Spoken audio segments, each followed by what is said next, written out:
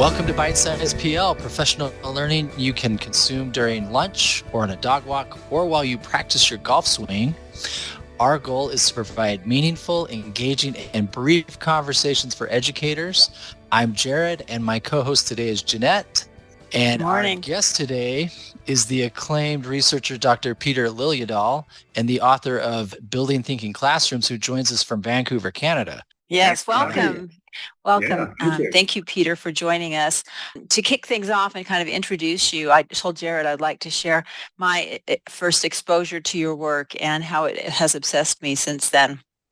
A month or two ago, I was in an all-day training on a kind of a related topic, but in the middle of the day, we were told, they're piping in from Canada this guy named Peter Liljedahl, who's going to talk about building thinking classrooms in math classrooms. And, we were just, I don't know, I didn't know what to think because I didn't know anything about you. And so you started talking about the difference between learning and studenting. Okay, these roles that students take in schools. And I thought, well, I've never really thought about all that students are navigating in schools that's not directly related to critical thinking and to learning. So that was interesting. And then you pulled up this pie chart about what's actually happening in a classroom, and you used the word mimicking and showed that I think it's about 50% of students at any given time in a classroom might just be trying to mimic what the teacher has said or done or the process by which the teacher showed learning, and others are faking and slacking, and it ended up there's about maybe under 20% who are actually trying to do the work. And my mind was just blown. I'd never ever thought about mimicking, and I looked back to all my years in my English language arts classroom, and I thought, oh wow, I was giving them such signaling to just imitate the way I was doing it. So you shook me up a little bit with that. You're welcome. In a good way. Since then, we've presented 2 different lectures for some of our new teachers where we've started incorporating these principles. And we brought in Jennifer Burt, who's a junior high teacher here in our district, who uses your 14 principles, and she's just killing it. She's just a third-year teacher. So we've started spreading the word already. So thank you. I love hearing that sort of feedback. Well, and one thing that her students have recently mentioned, that teacher Jennifer Burt, is that they want to score really well on the test that they have to take at the end of the year, so that they have the data to back up that this works, because they love it so much that it has just changed everything for them in math. I heard about this, that, they want to make sure that they get to do this next year. If anything, like, you've got all the research to prove all this, but that is like fantastic stuff. It's I always tell teachers, look, my book has data in it. It's got research in it. It has stories in it. The purpose of those data, stories, and research is to hopefully inspire you to try something in your classroom. But once you try it, the data that's going to be transformational is the data that you see in your own classroom, right? The stories that emerge from that, and stories like this of students wanting to perform well so that they can keep learning in this modality. Like, that's the things that's going to sustain a teacher as they're making change. Well, and here's a piece of the data that Jen shared with the teachers in our lecture the other day. She said that she has found that following your principles has given her time back instead of taking more time, because teachers were always afraid of trying something new because it's going to take so much time and the learning curve.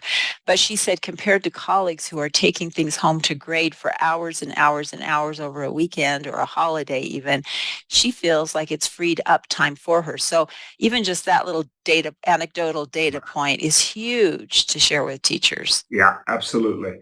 It gives back time in so many different ways. One of which is what I think she's talking about, is the ability to see students working in real time means that we can assess, we can formatively assess, we can use that information to intervene right away. We don't have to be dragging a bunch of stuff home to mark to see where the students are in their learning. We get to see it every day in real time. Yeah, that's exactly it. Yeah. It gives back that time. It also gives back time in the sense that the students start to consume content quicker. so that you're getting time back as you're moving through this, and you feel less pressure. And when you feel less pressure, you become more effective. We're probably going to have people listening to this that aren't familiar with your research and your book. So I'm going to give just a quick summary, really quick summary, and then I'll let you expand on that. But one of the things that I took away, and I've read most of the book, and I, have been part of some of the sessions that you've done with our district, is that students come into a class and the classes look the same for a long time, and they just get in non-thinking mode as soon as they walk in. So anything that we do to change that structure up, and you offer lots of ways, is going to get them to think. So that's my quick summary. And then that's a really quick summary. Yes. Yeah. So I can tie this together a little bit. Yeah. So students have these habits, and I call them studenting habits. And Jenette sort of alluded to that earlier. Studenting is what students do in a learning situation, some of which is learning. But they do a lot of other things. And they have these studenting habits. And these studenting habits include things like stalling, faking, slacking, and mimicking. And they carry these habits with them from room to room to room to room. And when they walk into an environment that looks exactly like every other environment they've walked into, these habits are right at the forefront. They are triggered. And that's how they engage in the act of studenting through the lesson. So if they're a mimicker, they'll be a mimicker. They'll continue to mimic as long as the environment, A, looks like an environment that mimicking is appropriate, and B, mimicking is incentivized or rewarded in some way. So if we really want to change these student habits, we're going to have to change the way classrooms look, feel, and sound. And we're going to have to deconstruct these sort of normative structures into spaces where students where thinking is not only supported, but it's necessitated.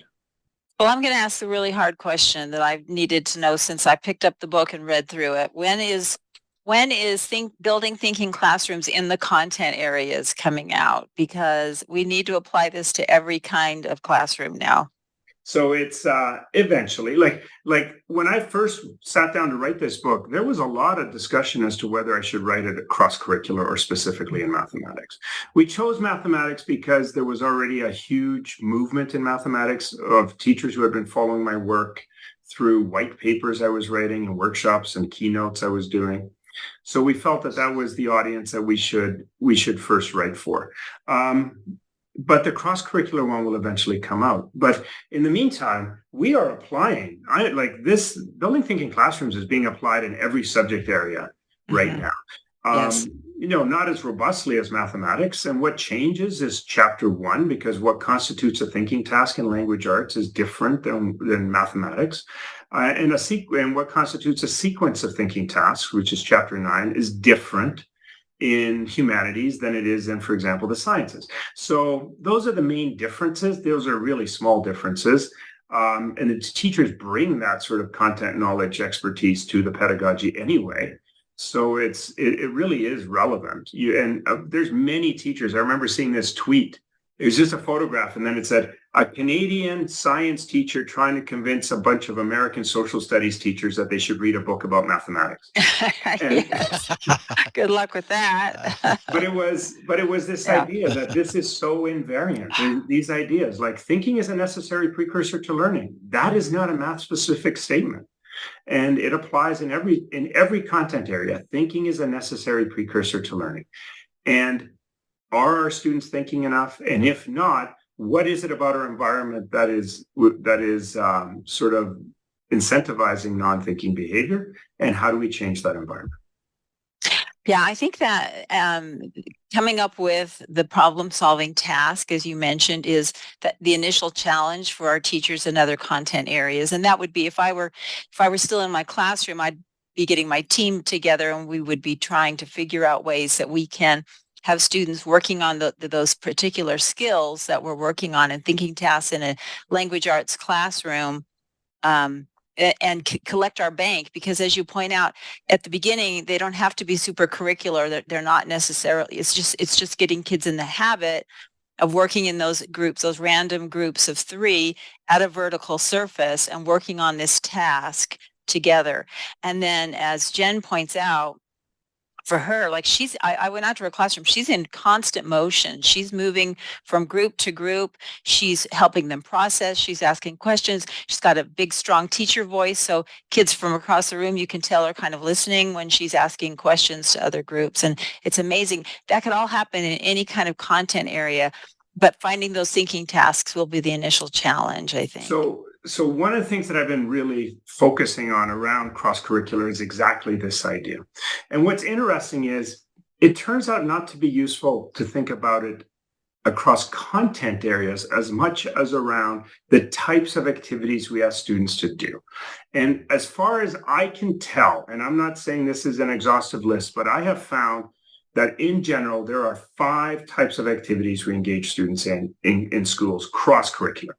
Okay, so the first one is I call the deductive. So these are deductive activities. This is what mathematics is, right? It's I have a bit of knowledge. Using that knowledge, I can figure out how to solve this problem, and I can acquire new knowledge that I can use to figure this one out. And it's all very deductive, logical type reasoning type tasks. We also see some of those deductive activities in chemistry and physics and other subjects. The second one is what I call analytic activities. This is what we see in language arts. For example, read this text, let's find plot, theme, character development, so on and so forth. We're analyzing text. We see it in psychology. We're analyzing human behavior, right? We're seeing it in social studies. We're making inferences about certain things based on what's happened, whether they're historical or contemporary. We're trying to infer why people are thinking and believing the things that they are. So we got the deductive, we got the analytic, then we got what I call the creative. Okay, so now they're creating things. So we see this also in language arts, where they're now not reading a short story, they're writing a short story. They're not reading an essay, they're writing an essay. And there's that sort of creating space. We see that certainly in the arts and photography and so on and so forth. Then we have what I call the mentorship or the apprenticeship activities. Now, these are the activities where students are learning at the elbow of someone else, right? So we see this in foods and nutrition, we see it in textiles, we see it in woodwork and so on and so forth, where they're learning and acquiring knowledge through apprenticeship or mentorship, where they're learning how to be safe, how to innovate in these spaces, but it's really through an apprenticeship model.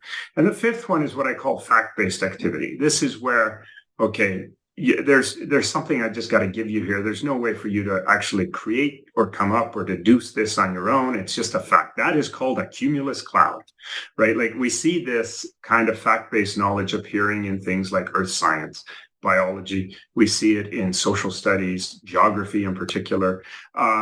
So these are the activities that we tend to engage students in. Now, it doesn't do a 100% mapping of everything that happens in school, but it's a pretty close to 100% mapping. And then thinking through, what does a thinking task look like in each of these activities? Because although math is 100%, for example, deductive, by and large, with a little bit of fact, language arts is creative and analytic. Right, social studies is got that creative, analytic, and factual part to it. So it's like it's rather than thinking about content or the subject matter, I think about the activities and what kind of activities make up a subject. Yeah, that's a great list. And I really feel like I could apply all 5 of those different kinds of tasks to an English language arts classroom. And that does give me ideas of how you could come up with those thinking tasks standing at those boards that students could engage in. So that's really exciting. Thanks for sharing that. Yeah, that's pretty recent thinking. And part of the thinking task is to have a low floor, high ceiling activity where every student can engage, no matter where they're at. Yeah, and this turns out to be really important, right? Like right now, all across North America, we're all on this journey to try to create equity in our classrooms and in our schools and within our school divisions and so on and so forth. And when we try to think about that at the teacher level, how do I create equity in my classroom? It can be very challenging because equity turns out to be a goal and an outcome. right? Equity is not the day-to-day work of a teacher. Equity is a goal. Equity is an outcome, right? So what is the day-to-day work of a teacher that can contribute to equity as an outcome? Well, the day-to-day work is to create access. How do I create access to more learners, to a wider and more diverse group of learners? And this idea of having a low floor, how do I create a thinking task that every student can access? This is part of our equity work, right? This is how we start to chip away at the inequities and the diversity that exists within our spaces.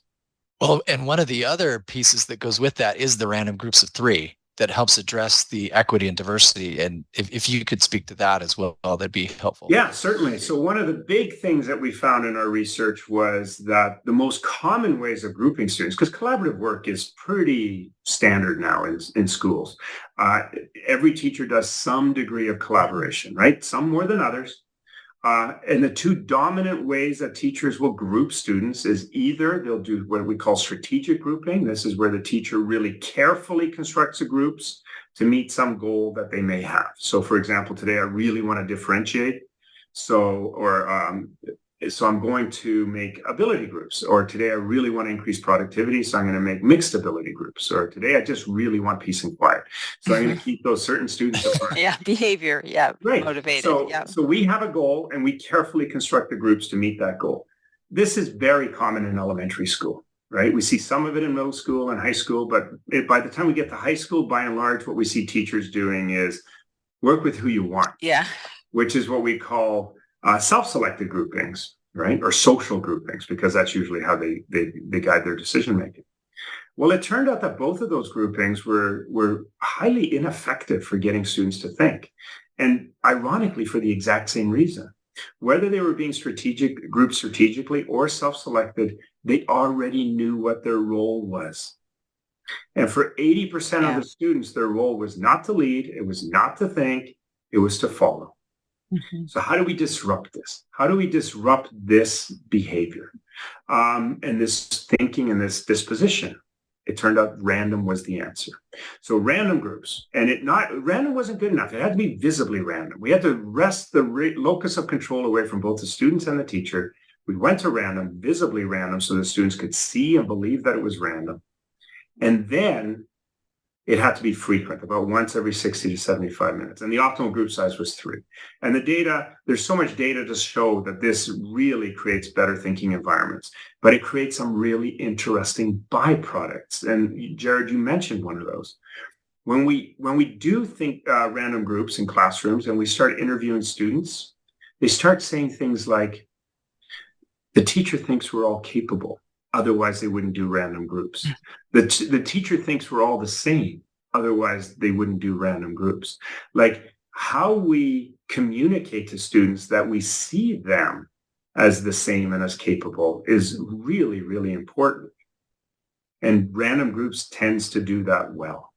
I'm just going to hold up. I'm kind of obsessed with these sketch notes that somebody did that shows all 14 of the principles or the concepts. And I would say, I don't know if you would agree, but I think the first 6 or even the first 7, because I love number 7 so much. To me, any teacher could jump into these with just a little reading and going online and listening to something, because there's some videos of you online that they could learn from. But I feel like that first half of these are things that any teacher could take and immediately feel like their students are thinking and learning better, and that they have a better handle on what kids are actually learning, rather than are they mimicking what I've demonstrated for them in my own thinking. What you're hitting on there, Jenette, is that these practices are not difficult, right? Like the first practice is find a thinking task. The second one is make random groups. All you need is a deck of cards. And the third one is get the students up and standing and working at vertical whiteboards or windows or anything that's erasable.